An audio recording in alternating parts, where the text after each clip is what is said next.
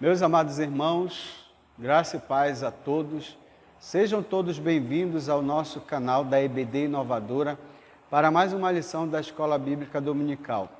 E nós estamos estudando esse trimestre a revista da CPAD, Lições Bíblicas, a Justiça Divina, a preparação do povo de Deus para os últimos dias no livro de Ezequiel. O livro base que nós estamos estudando, meus irmãos, é o livro do profeta Ezequiel. Então nós já vimos na lição anterior, a lição de número 1, nós vimos sobre Ezequiel, o atalaia de Deus, e hoje nós vamos estar estudando a lição de número 2, Vem o Fim.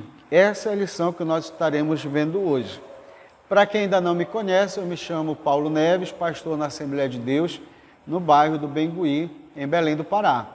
E nós queremos convidar você para estar conosco nessa lição, você que é professor da escola bíblica, você que é aluno, ou você que ama a palavra de Deus, que ama o conhecimento, ama aprender a palavra de Deus, eu quero convidar você para estar conosco. E se você ainda não é inscrito no nosso canal, olha, você não paga nada para isso e ainda estará nos ajudando a abençoar vidas, a alcançar mais professores, mais alunos e mais alguns amantes da palavra de Deus, tá bom? Então, você pode estar entrando na internet, no Google ou mesmo no YouTube e colocando lá, procurando, né, EBD Inovadora, você já vai ser direcionado para o nosso canal. Então, nos ajude e se inscreva, deixe uma mensagem lá para nós, né, qual o seu nome, qual a sua função na escola bíblica dominical, se você é aluno, se você é professor, se você é coordenador, superintendente, deixe uma mensagem lá e nós estaremos interagindo com você, mandando aí também um alô, mandando um abraço, né, para aqueles que amam a escola bíblica dominical. Meus irmãos, a escola bíblica dominical é a maior e melhor escola do mundo. E nós aqui da EBD Inovadora estamos aí toda semana trazendo uma pré-aula para estar ajudando os nossos irmãos, os nossos professores a desenvolver o seu ministério. Você pode também estar deixando a sua sugestão, algumas dicas de como nós podemos implementar ainda mais este canal para abençoar você, para abençoar o seu ministério. Tudo bem? Então vamos lá, meus irmãos. Lição de número 2 da revista da CPAD, estamos estudando o livro do profeta Ezequiel. O tema da nossa lição de hoje é Vem o Fim, texto áureo. E tu, ó filho do homem, assim diz o Senhor Jeová acerca da terra de Israel. Vem o fim vem sobre os 4 cantos da terra. Ezequiel, capítulo 7, versículo de número 2. Verdade prática. O atalaia de Deus soa o alarme do iminente perigo, anuncia que o inevitável juízo divino se aproxima. Então, aqui nós vemos o profeta Ezequiel, né? Nós vimos que como atalaia de Deus, como foi comentado na lição anterior, e para quem não viu ainda a lição anterior, nós vamos deixar aqui na descrição desse vídeo o link para você estar acessando e vendo a lição de número 1 para não perder aí nenhuma lição desse trimestre, tá bom? Então nós vimos que o atalaia de Deus, né, o atalaia era uma espécie de sentinela que ficava de vigia, de guarda, olhando, e ele anunciava, né, quando vinha um perigo iminente, quando chegava alguém, se a pessoa vinha de paz ou era de guerra, né? Então ele tinha essa função de avisar, e como nós vimos na lição anterior, avisar tanto o juízo quanto a misericórdia de Deus. Então nós vemos aqui isso, né? O atalaia de Deus, é ele que soa o alarme do iminente perigo, anuncia que o inevitável juízo divino se aproxima. Então é o atalaia de Deus. A nossa leitura em classe encontra-se em Ezequiel capítulo 7, o versículo 1 ao versículo de número 10. Mas você vai estar orientando seus alunos, né? E você também, professor, vai estar lendo todo esse capítulo que é muito importante para o entendimento dessa lição. E nós deixamos um desafio na aula passada e eu quero reforçar para você esse desafio que é ler todo o livro do profeta Ezequiel, e você vai estar passando esse desafio para o seu aluno, tá bom? Então, 48 em 15. Vamos colocar o desafio assim, 48 em 15. E que desafio é esse? É a leitura dos 48 capítulos do livro de Ezequiel em 15 dias. E aí você passa esse desafio para o seu aluno. Quando ele conseguir, ele vai estar comunicando, né, que leu, que cumpriu o desafio, e você pode estar aproveitando para estar premiando o seu aluno. Você vai ganhar muito com isso, porque vai facilitar muito na exposição da aula, tudo bem? Então você vai estar lendo aí no momento que estiver preparando a sua aula. Meu irmão, meus irmãos, professores, alunos da Escola Bíblica Dominical, amantes da Palavra de Deus, o juízo divino que é descrito aqui no capítulo 7, né, na epígrafe diz aí, o fim vem, esse juízo, ele é endereçado à terra de Israel, os habitantes da terra de Israel. Mas tem também, e é importante nós notarmos ao lermos aqui esse capítulo 7, que além dele ser endereçado, direcionado para a nação de Israel, a terra de Israel, os habitantes da terra de Israel, ele também tem uma implicação global, não é somente para a terra de Israel, ele é mais abrangente, como nós vamos ver. Então, os contemporâneos de Ezequiel na Babilônia e até mesmo em Jerusalém. Por que vem esse juízo sobre eles? Ora, pela rejeição da palavra de Deus, pela rejeição do anúncio que os arautos, os atalaia faziam para o povo de Israel, né? Falando da iminente destruição, do iminente juízo divino. E o que acontecia? Esses habitantes, né, o povo de Deus, não dava ouvido à voz dos profetas. Foi o que aconteceu com o profeta Ezequiel, o profeta Jeremias, né, por não acreditarem na profecia, na mensagem que foi enviada, né, pelo que eles predisseram. Então, eles não acreditavam que viria um juízo sobre eles, né, que eles seriam escravizados, que eles seriam conquistados, que a cidade seria destruída, que o templo seria arruinado. Então, eles não acreditavam nisso, né? Então, por isso, Deus, aqui nós vemos a proporção desse juízo, tanto para os habitantes de Israel, né, de Jerusalém, e uma forma mais abrangente também, uma forma mais global, como nós vamos estar vendo no decorrer da lição. Vamos lá para o primeiro ponto da nossa lição, que é sobre a profecia, né? Então a gente vai estar vendo aqui a autenticidade, a veracidade do profeta ao entregar essa mensagem, né? E aí fica para a gente aí a atenção dobrada, porque muitas profecias que são faladas, que são comunicadas, até em nome de Deus, mas não é de Deus, não procede de Deus. Deus não mandou que colocasse. Mas nesse ponto aqui, o primeiro ponto da nossa lição, sobre a profecia, nós vamos ver essa veracidade, essa autenticidade. Olha só, primeiro item, né? A gente vai estar aqui introduzindo algumas informações. Ezequiel introduz a profecia com a fórmula usual dos profetas de Israel. Então, quando nós lemos lá no versículo 1, a gente já lê Ezequiel falando, veio a minha palavra do Senhor. Então, era costume dos profetas, era uma marca dos profetas, quando iam transmitir a mensagem que recebiam de Deus, eles geralmente já na introdução da mensagem, eles colocavam essa expressão, olha, veio a minha palavra do Senhor, ou veio a palavra do Senhor a mim. Está no versículo 1 do capítulo 7. E o que isso tem a ver? O que isso quer dizer? Quer dizer a chancela da autoridade divina, né? de autorização divina. Deus está aqui dando essa autenticidade de que a mensagem é uma mensagem profética, é uma mensagem da parte de Deus, né? Então ele diz, assim diz o Senhor Jeová, assim diz o Senhor Jeová. Então aí você vê essa autenticidade da profecia, né? da palavra que o profeta está transmitindo ao povo. Então, você vê que isso é uma marca registrada dos profetas. Sempre os profetas, eles traziam essa expressão na sua mensagem. demonstrando que Deus, a fonte da mensagem, a fonte da profecia, era o próprio Deus. Então, nós vemos aqui o profeta fazendo a introdução da sua mensagem, bendito seja o nome do Senhor. E é importante nós termos aqui uma noção, uma ideia da diferença do sacerdote para o profeta.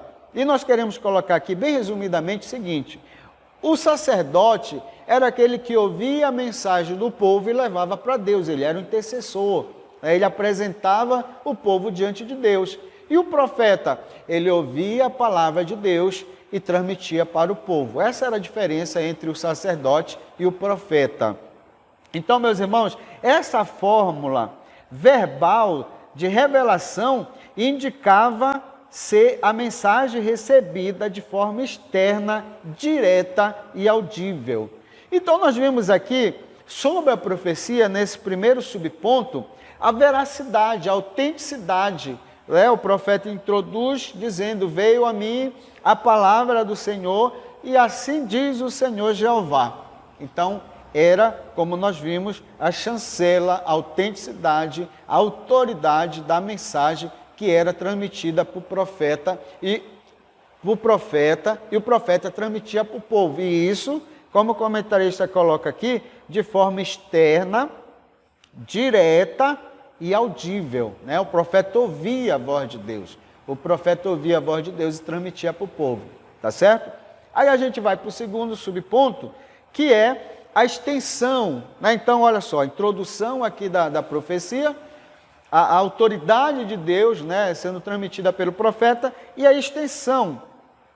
A expressão terra de Israel, que nós vemos no versículo 2, que diz: olha, filho do homem, assim diz o Senhor Deus acerca da terra de Israel. Então, essa expressão aparece 17 vezes no livro de Ezequiel. E nenhum outro lugar aparece, mas aqui no livro do profeta Ezequiel aparece 17 vezes. E o que isso tem de importante nós sabermos? É muito importante, porque não aparece em outro lugar do Antigo Testamento. E isso está indicando a ira divina sobre o povo de Israel no seu próprio território. Está aqui o versículo 2. Olha, filho do homem, assim diz o Senhor Deus acerca da terra de Israel. Então, o juízo divino viria sobre o território de Israel.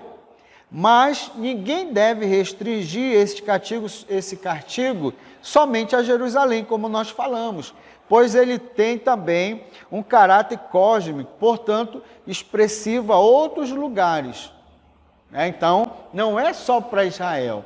Deus está mostrando aqui que ele é todo-poderoso, ele tem o controle, o domínio de todas as coisas. E esse juízo divino, essa profecia, a extensão dela, o alcance dela é para Israel, o próprio território de Israel, mas também um alcance mais abrangente, não é? Ele tem aí uma expressão escatológica, esse termo que parece aí, o fim vem, sobre os 4 cantos da terra, ele tem aí esse alcance, mais extenso, porque não era só para Israel, nós vamos ver no decorrer da lição.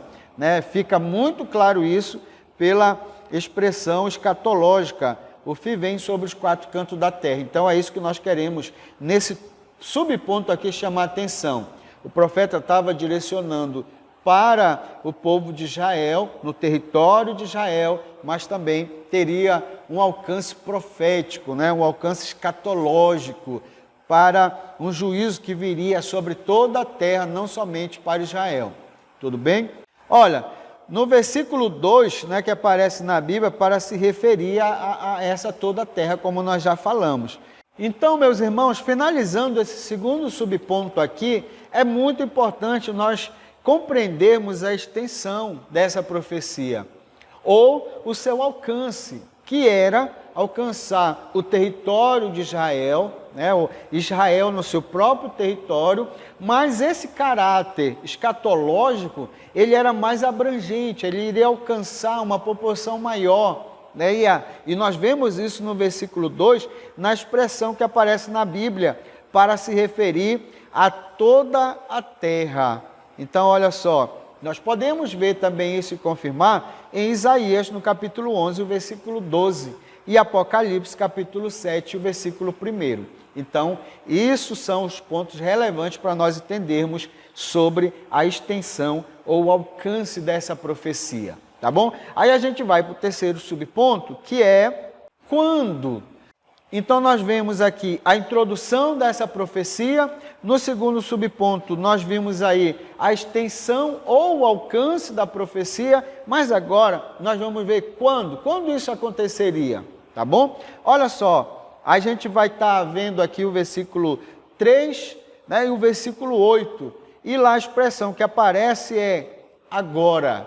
Então, olha só, meu irmão, sua rebelião, ou a rebelião do povo de Deus, a rebelião do povo de Israel, terminaria abruptamente, né? Poucos iriam sobreviver a esse juízo, né? A esse juízo que Deus estaria enviando por conta da sua iniquidade, por conta das suas abominações. Então, quando seria esse juízo que o profeta está transmitindo aqui nessa profecia? Seria agora, né? No versículo 3, nós vimos a palavra agora, que ressalta o quê?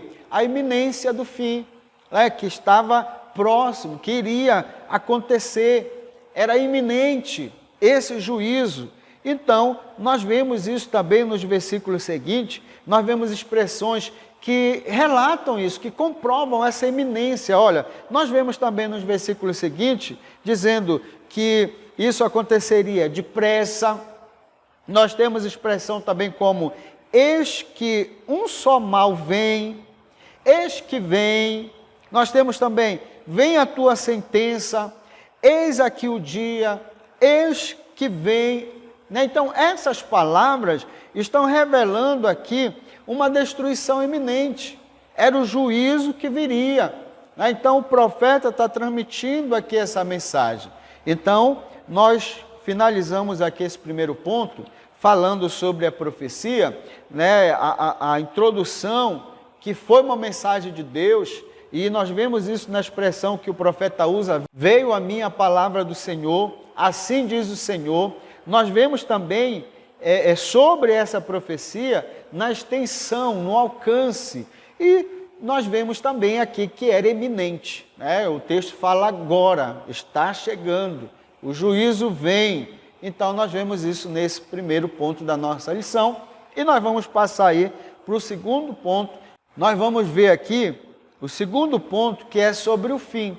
E o primeiro subponto é o sentido, né? Nós vamos ver o conteúdo da profecia, o conteúdo dessa mensagem.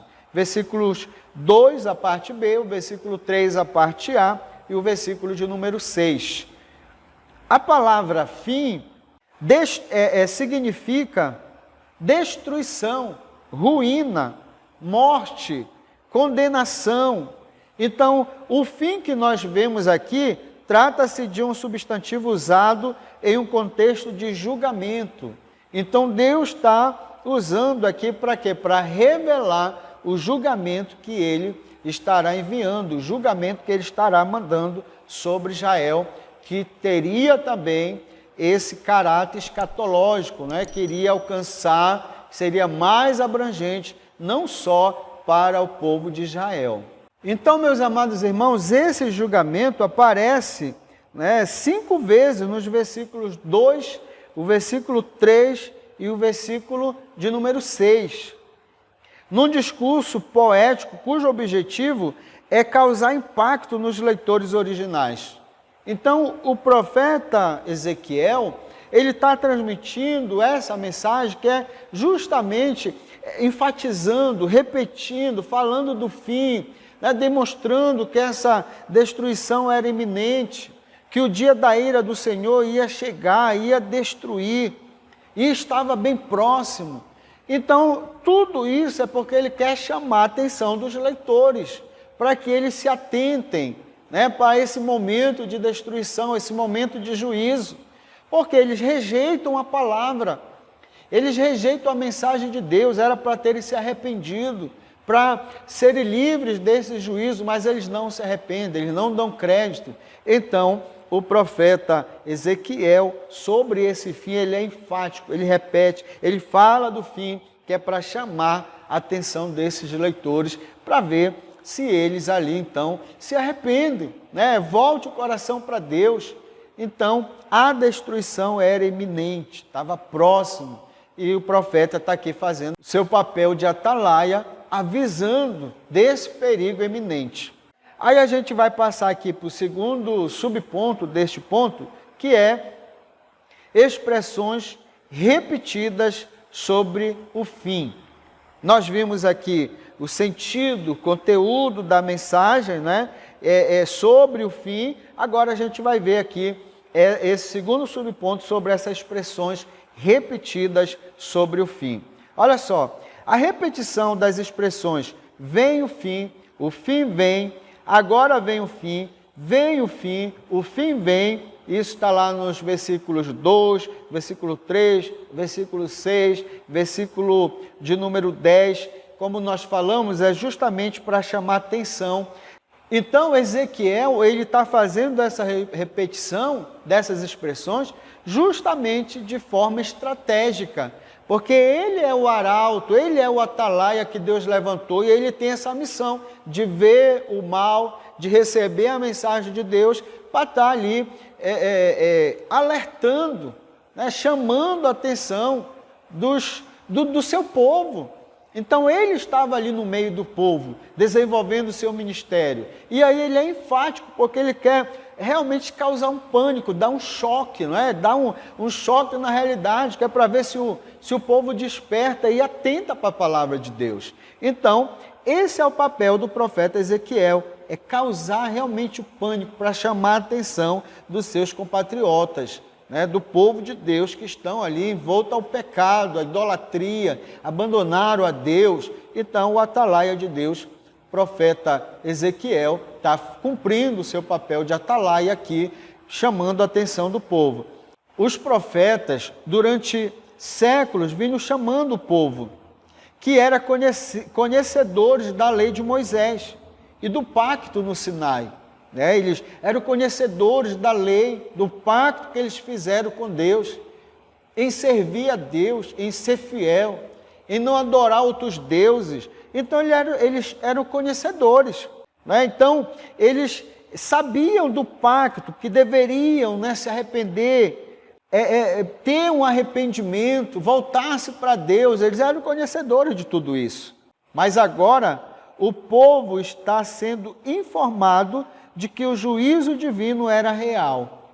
Então, os profetas, principalmente Ezequiel, Jeremias, sempre estavam chamando a atenção do povo, transmitindo a mensagem, e eles sempre rejeitando, apesar de conhecer do pacto no Sinai, dos 10 mandamentos, né, da lei de Deus, de não se curvar a outros deuses, não adorar a ídolos. Então, eles conheciam tudo isso, mas mesmo assim, eles não se arrependem do mal. Eles não se arrependem, não voltam-se para Deus.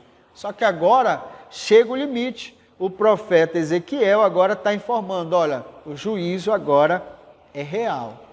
Deus, né, a gente pode analisar aí, olha, a misericórdia de Deus, ela tem um limite. Deus avisou, usou os profetas, e agora o profeta Ezequiel está vindo alertar e dizer, olha, o juízo está próximo, ele é iminente, ele vai chegar, muita gente vai morrer, poucos vão sobreviver, porque Deus, ele vai agora chamar para o acerto de conta. Então, meus irmãos, a gente vê aqui esse segundo subponto, e nós vamos passar para o terceiro subponto agora, que é a repetição da sentença. Os versículos de número 4 e 9 estão repetidos. Se você for ler, né, o versículo de número 4 diz assim, olha, não te pouparei, nem terei piedade de ti, mas porei sobre ti os meus caminhos, e as tuas abominações estarão no meio de ti, então sabereis que eu sou o Senhor. E no versículo 9, se você for ler, vamos ver aqui, vai estar repetindo novamente a mesma expressão, exatamente como no versículo 4. E isso chama atenção, porque Ninguém deve se surpreender com a intensidade desse juízo anunciado de antemão, pois é compatível com a natureza divina. Então, observe que o profeta Ezequiel, ali usado por Deus, ele está repetindo o versículo, né? Ele está revendo essa mensagem, anunciando novamente para o povo, porque isso daí é justamente pela seriedade, é justamente porque o juízo divino é certo e faz parte da natureza de Deus, irmãos. Às vezes a pessoa acha que Deus é amor, não, porque Deus é perdão, Deus ele não faz acepção de pessoas, é verdade, mas o juízo também faz parte da natureza divina, tanto a misericórdia quanto o juízo faz parte de Deus. Então nós não estamos analisando aqui um Deus diferente, não, é o mesmo Deus de amor, é o mesmo Deus de misericórdia, que tem a misericórdia do ser humano, que avisa o pecador, que quer salvar o pecador, mas quando o pecador rejeita, que não quer o perdão de Deus, o mesmo Deus também, ele envia o juízo, né, um juízo divino. Então, um dos objetivos desse juízo é a erradicação da idolatria, a causa das abominações, versículo 3, 4, 8 e 9. Então, um dos objetivos desse juízo vir é porque Deus ele quer eliminar a idolatria do meio do povo. O povo tinha feito uma aliança de adorar somente a Deus, de não ter outros deuses, mas agora eles se tornaram um povo idólatra. Israel agora, ele não se arrepende, se torna um povo idólatra e Deus vai mandar o juízo, que é justamente para zerar a idolatria no meio do povo, tirar, erradicar a idolatria do meio do povo de Israel, do meio do povo de Deus. Então o profeta, olha, é como se ele dissesse, ele fala no versículo 4 e é como se ele dissesse no versículo 9, olha, mais uma vez eu estou avisando vocês, o juízo vem, o fim vem. Então ele está falando lá, e isso é uma consequência do pecado, consequência da idolatria, consequência da atitude do povo de Israel. Tá bom? Então, não esquece, o Deus de amor também é o Deus de juízo. O mesmo Deus que está pronto para abençoar, para perdoar, quando há arrependimento, é o mesmo Deus de amor que envia juízo. Bendito seja o nome do Senhor. Todos estão sendo informados de antemão. E repetindo a informação, todos estão sendo informados sobre a causa da destruição e lhe é dada a oportunidade de arrependimento. Então, olha aí a misericórdia de Deus. Ele é amor, está dando oportunidade, quer que o povo se arrependa. É uma reflexão relevante também em nossos dias, porque somos seres morais e prestaremos contas a Deus pelos nossos atos. Então, meus irmãos, isso é muito importante, esse terceiro subponto aqui, para nós, para a nossa geração, né? Essa reflexão é muito importante você fazer com o seu aluno, porque não é só para Israel. Nós vemos esse Deus aqui amoroso, né? Esse Deus que ama o pecador, dando oportunidade, avisando, repetindo a informação, avisando a todos de antemão. Deus não é injusto. Ele está dando a oportunidade, né, para que o povo se arrependesse, e ele não faz isso. E essa reflexão é importante para nós. Por quê? Como está a nossa vida?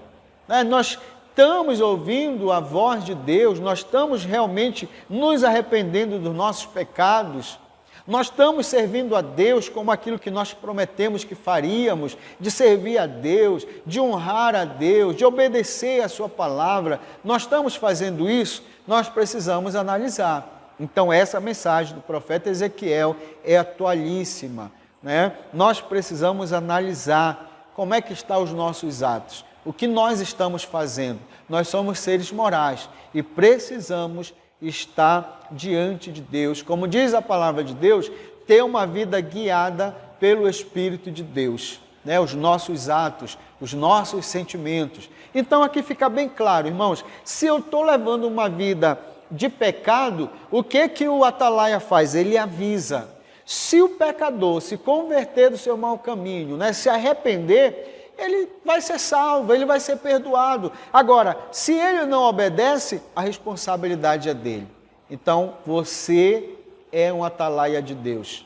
Reflita com seu aluno. Se ele está levando uma vida que não tem agradado a Deus, aconselhe, oriente, leve ele ao arrependimento. Se ele se arrepender, olha só, o sangue não vai ser cobrado de você e nem dele. Agora, se ele não se arrepender, você fez a sua parte, Deus não vai cobrar de você. A responsabilidade é dele.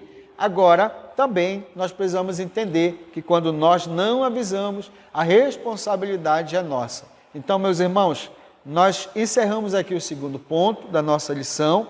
Nós vimos o primeiro ponto sobre a profecia, a parte introdutória que o profeta fazia, usado por Deus, a extensão, o alcance no segundo subponto, quando o livro revela aí a iminência, e aí nós vimos sobre o fim, que é o conteúdo da profecia, o sentido da palavra, nós vimos a extensão, as expressões repetidas sobre o fim, e nós finalizamos aí com a repetição da sentença, demonstrando aí o caráter de urgência e Deus querendo que o pecador se arrependa, e tenha sempre essa oportunidade. Deus abençoe a sua vida, não saia desse vídeo, continue. O diácono Abraão agora vai dar continuidade aí à nossa lição, mas fique até o final desse vídeo, que com certeza Deus tem algo ainda muito precioso para você, para a sua classe, para o seu ministério como professor, com certeza vai fazer toda a diferença. Deus abençoe. Nós vamos continuar com o terceiro tópico da lição, falando agora sobre o inimigo.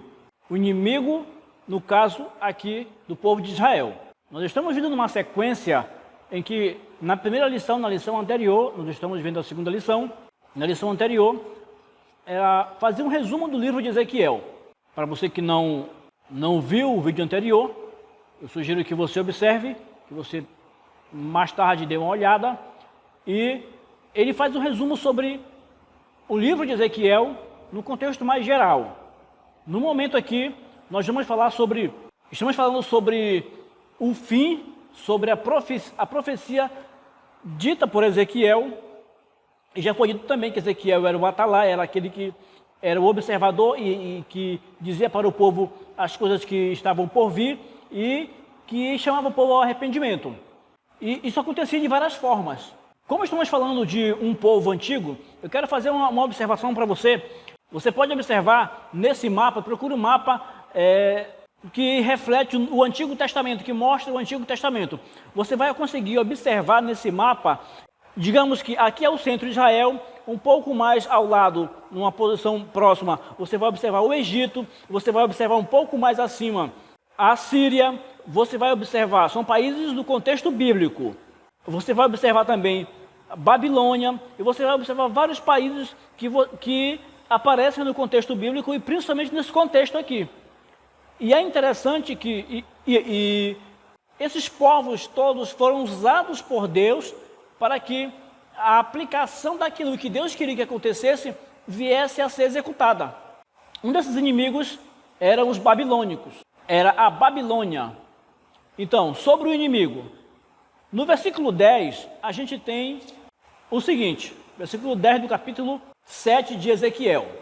Eis aqui o dia, eis que veio a tua ruína, já floresceu a vara, reverdeceu a soberba. Pode parecer um texto assim um pouco pesado, um pouco difícil de entender, mas quando você para observar e se dispõe a estudar com um pouco mais de calma, dispõe um pouco mais de tempo, pega essas observações que eu falei, principalmente dos mapas, você vai conseguir contextualizar e fica mais fácil o entendimento. Ele diz, já floresceu a vara, versículo 10. Ezequiel, ele está falando, de modo geral, ele está falando, ou melhor, de modo mais específico, ele está falando sobre Nabucodonosor, sobre aquele instrumento de Deus para ensinar o povo.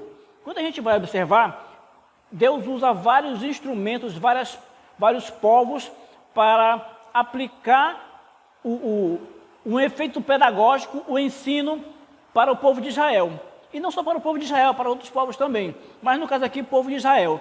Deus usa o Egito, Deus usa a Síria, Deus usa a Babilônia, e Deus usa vários povos para fazer esse processo pedagógico, esse processo de ensino para o povo, de lembrar o povo do acordo feito antes, quando eles saíram do Egito e quando Deus os estabeleceu na terra de Canaã.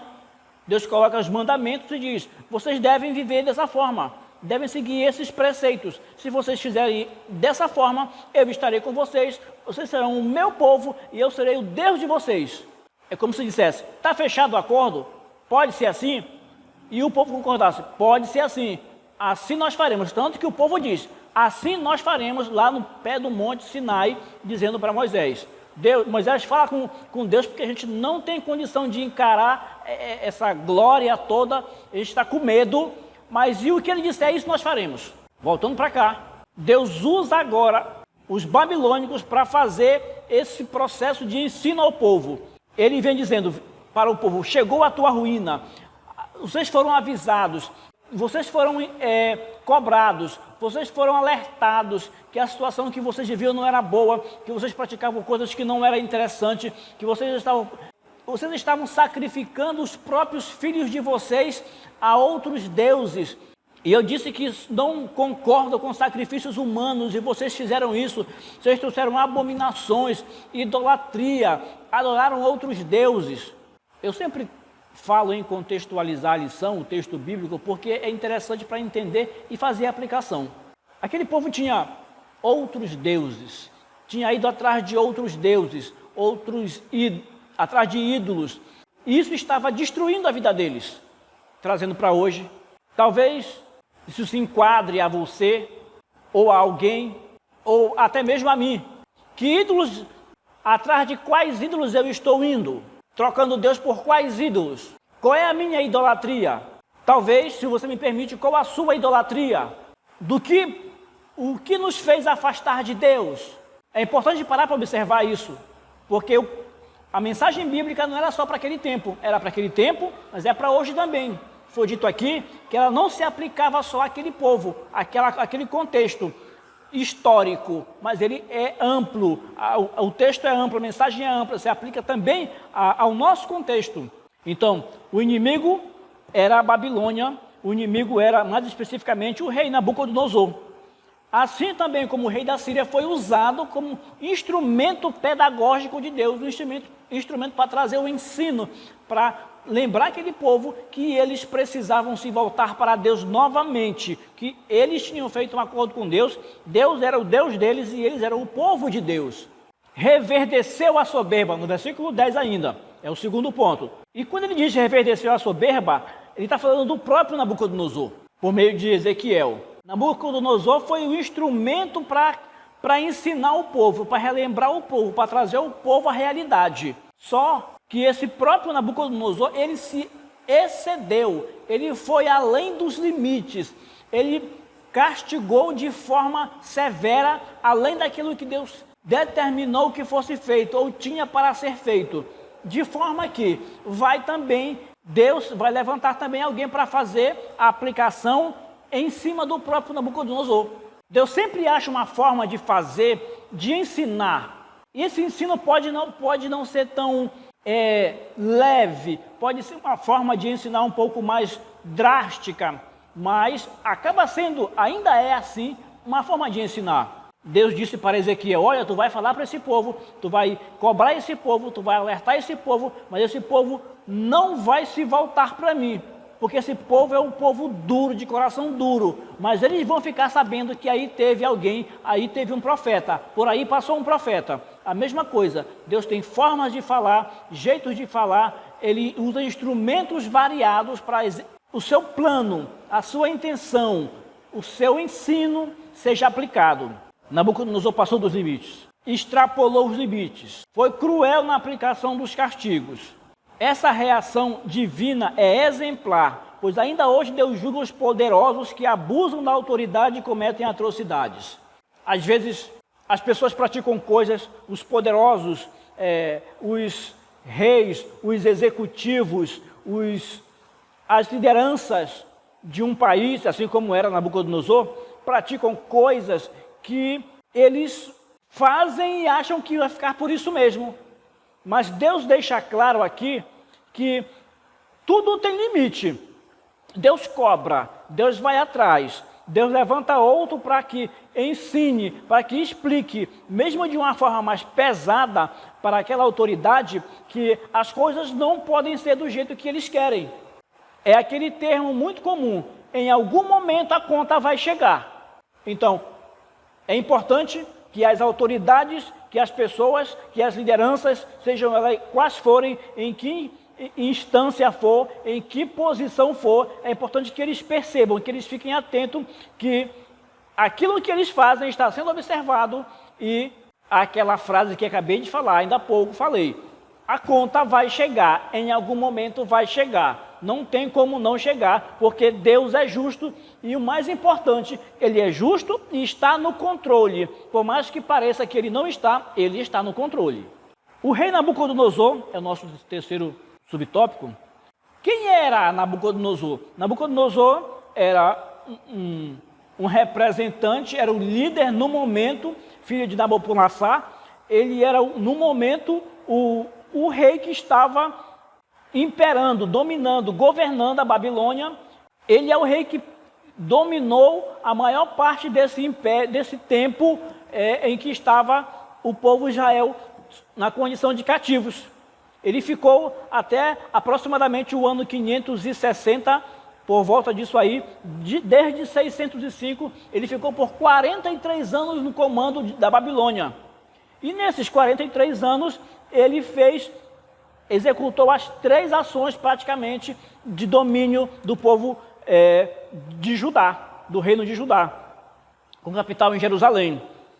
605, ele está lá, num período de transição entre o seu pai e ele. 605 é o primeiro momento em que o povo de Israel é levado cativo, parte do povo.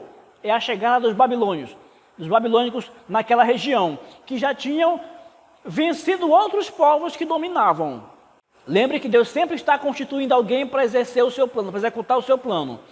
Em 597, acontece novamente a segunda situação. Lá está Nabucodonosor no comando. Em 586, nessa de 597, é quando Ezequiel vai levado cativo. Em 586, Nabucodonosor está novamente no comando. Agora ele vem executar a parte final daquilo que Deus determina. Ele vem destruir tudo. Queimar a cidade, queimar o templo. O povo vai ter destruída a sua referência de Jeová, de Deus, que era o templo. Estava intimamente ligado à religião, ao contato religioso do povo com Deus. Destruiu o templo. Isso era destruidor para o povo, para a identidade religiosa do povo, a identidade espiritual do povo com Deus. Além de ter destruído também a cidade. Eles estavam sem a cidade que foi destruída, sem o templo, eles estavam totalmente jogados aos destroços, ao que sobrou da cidade, abandonados, digamos assim. Então esse é Nabucodonosor, que vai governar 43 anos e vai ser o rei, o imperador, que vai ser o grande castigador do povo de Israel. Indo mais adiante, a gente tem agora a Babilônia. E o que era a Babilônia? A Babilônia era o império que Nabucodonosor dominava. Agora é o momento de a gente ir para o mapa. Quando você tem o mapa, você tem Israel, Judá, o reino de Israel como um todo. Aqui um pouco você tem o Egito, que foi uma influência muito grande também nesse tempo, teve grande domínio. Depois aqui para o norte você tem, em cima, você tem a Assíria, você tem a própria Babilônia e outros reinos, Acádia e outros reinos, outros povos que dominaram, que foram fortes. E Deus usava esses povos para corrigir o povo. Então a Babilônia era um desses povos, teve o seu momento de auge, depois ela cai, porque observe essa linha aqui, você não pode deixar de atentar para ela. Os povos constituídos por Deus como elementos que executavam o plano de Deus, eles tinham uma ascensão, eles vinham, tinham uma ascensão, depois eles desciam, eram conquistados por outros povos que também subiam e dominavam eles. Aí esse povo que foi dominado, também já tinha outro povo que vinha e dominava ele. Isso sempre acontecia, sempre nações despontavam e depois apagavam. Isso acontece até hoje. Claro que já é um intervalo maior de tempo. E Deus sempre usando esses povos para aplicar aquilo que ele queria aplicar ao povo de Israel, mas não só ao povo de Israel, a outros povos. A gente entende então que Deus sempre está levantando alguém para abater ou para punir.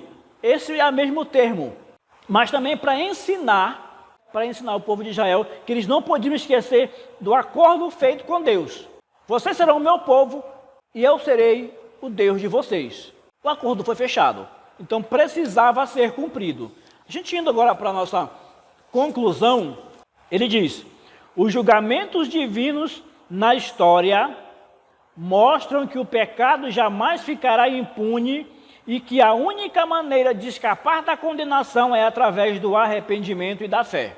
O povo precisava fazer isso. Eu já disse em outro momento que o povo de Israel passou por 3 momentos. 605 foi levado uma parte, o povo teve gente para anunciar: mudem o comportamento de vocês. Não mudaram. 597 eles foram levados novamente, outro público, outra leva de pessoas. A mensagem continuava sendo dita: mudem de comportamento, ainda dá para mudar. Não mudaram. 586 em outro momento, agora é tudo destruído. Não mudaram no primeiro momento? Não mudaram no segundo? Então o terceiro é a destruição total da cidade. Trazendo para hoje, Deus avisa, Deus me avisa, Deus avisa você, Deus avisa as pessoas, Deus avisa o mundo. É tempo de mudar, é preciso mudar. Quem não muda tem que arcar com as consequências das suas decisões. Nós somos responsáveis pelas decisões que tomamos e precisamos assumir as responsabilidades decorrentes dessa decisão.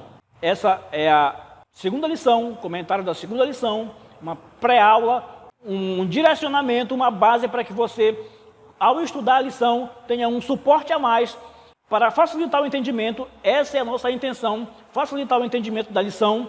Aguarde nosso próximo vídeo com a próxima lição. Meus amados irmãos, nós chegamos então aí ao final da nossa lição de hoje, lição de número 2. Nós queremos pedir a sua ajuda. Se esse conteúdo que nós temos transmitido para você, se tem lhe ajudado, de alguma forma tem contribuído no seu ministério, tem lhe ajudado aí na sua classe, com seus alunos, nos ajude compartilhando, né, nos grupos de WhatsApp, compartilhando nas redes sociais, curtindo. É muito importante também o seu comentário, como é que está chegando até você, como é que está o nosso vídeo, como está o áudio, né, da onde você está nos seguindo, qual é a sua função na Escola Bíblica Dominical, se você é professor, se você é um superintendente, se você é somente um aluno. Então, relate aí, juntamente conosco, relate a sua experiência com a Escola Bíblica Dominical, tá bom? Então, se você não é inscrito no nosso canal, se inscreva, deixe o seu like, deixe o seu comentário e assim você estará nos ajudando muito, tá certo? Que lição abençoada, né, meus irmãos? E aí fica a pergunta, né? A gente vê o Senhor enviando juízo, punindo o povo por causa do pecado. E hoje, meus irmãos, né, que a gente vê aí o pecado generalizado, a gente vê o homem cada vez mais distante de Deus e parece, né, aparentemente Deus não envia o juízo. Mas olha, irmãos, a Bíblia diz que Deus tem reservado um tempo onde Ele também vai mandar o seu juízo. Então não é diferente, como o diácono Abrão colocou, né, o juízo vem para todos, né?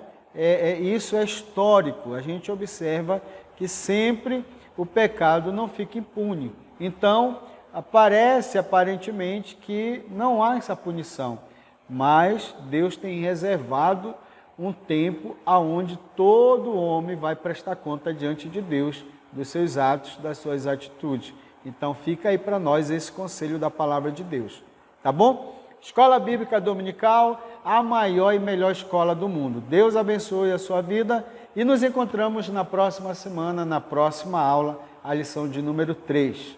Deus abençoe.